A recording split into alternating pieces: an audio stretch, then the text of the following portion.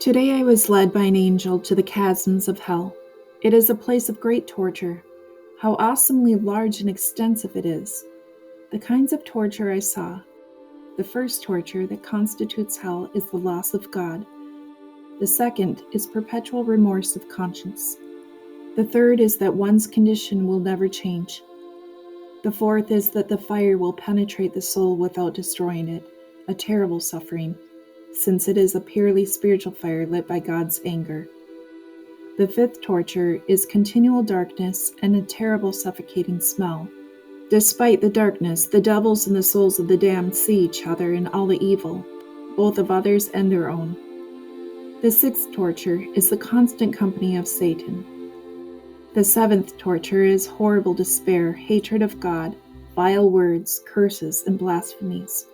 These are tortures suffered by all the damned together, but that is not the end of the sufferings.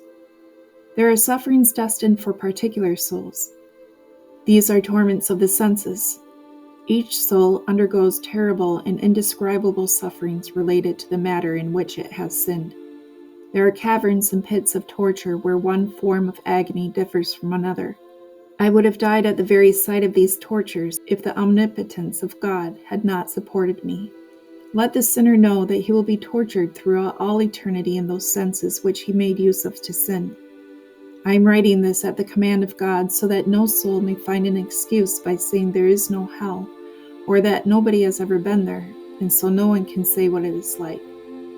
I, Sister Faustina, by the order of God, have visited the abysses of hell so that I may tell souls about it and testify to its existence. The devils were full of hatred for me, but they had to obey me at the command of God. I noticed one thing, that most of the souls there are those who disbelieve that there is a hell. When I came to my senses, I could hardly recover from the fright. How terribly souls suffer there. Consequently, I pray even more fervently for the conversion of sinners.